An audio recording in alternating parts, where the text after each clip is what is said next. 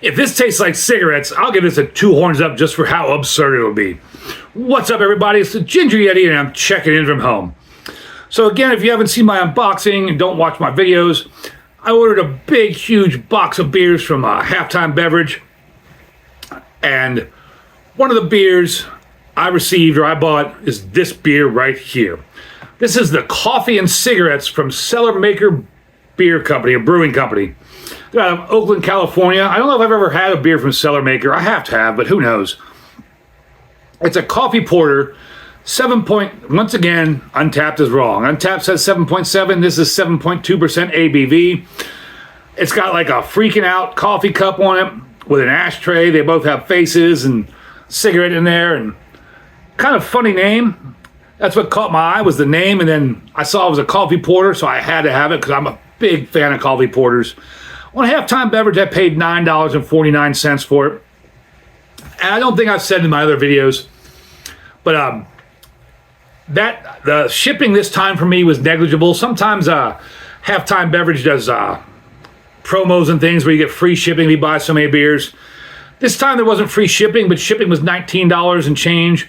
But I had a promo code that I got $16 and change off my order.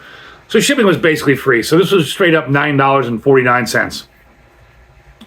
On the can here, there's not a whole lot to look at other than that cool coffee and cigarette artwork. See what the side here says, like that crazy government warning about not riding geese while drunk. Brewed and canned by Cellarmaker Brewing Company, Oakland, California. What is this little writing down here? Keep cold, drink fresh. Nothing else to speak of on the can other than there is a date, but I don't know whether it's a canned one or a Best By. It says 10/23/25, so October 23rd of 2025. Don't know if that's a Best Buy or a canned one. I wish breweries would put something down there so you knew that whether it was a Best Buy or a canned on date. But either way, this is a porter, so I would imagine it's still pretty good, especially getting up there in the 7% range plus as a porter. It's probably pretty tasty still. I'm excited to get into it. I don't think I've had a porter in a while. Probably been a while. No, I had a Dark Lord the other day, but that's a stout. Anyways, I'm digressing here. Let's just get on into it. On Untapped, this gets a 4.09 with 12.5 thousand check-ins. That's a really good score with that many check-ins. On Beer Advocate, it gets a 95 world class with 282 check-ins. So this must be a hell of a beer. I'm going to pour it in my stout glass here. Nice, thick, chocolatey looking beer. Got a nose on it. Hashtag dip your beak in it.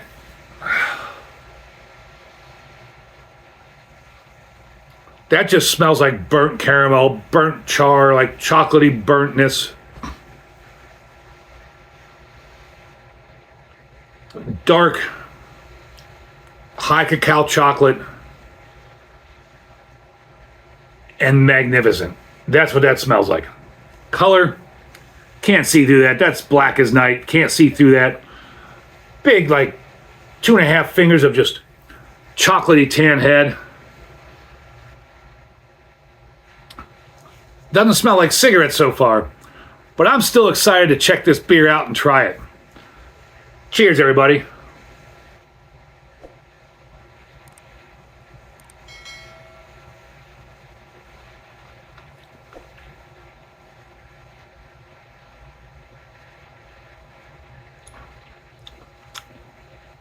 Well, it doesn't taste like cigarettes or an ashtray. Medium bodied.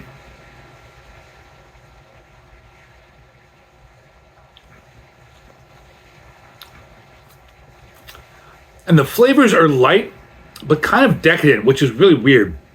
It's chocolatey, kind of semi-sweet chocolate. There's some like charred caramel, charred chocolate, toasty malt, kind of burnt edges around there.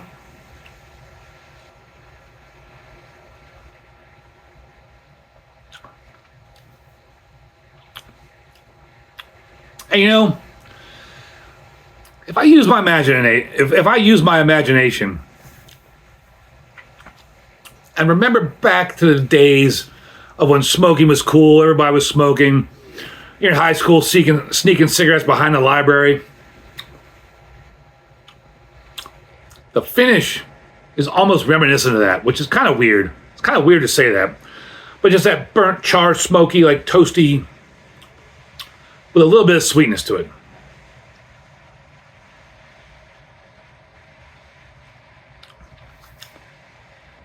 That chocolate is really nice. It's a dark, semi-sweet chocolate. A little bit of toastiness. Kind of finishes dry.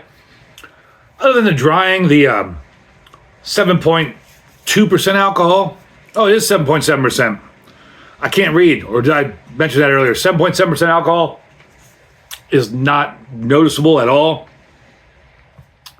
It's a really tasty porter.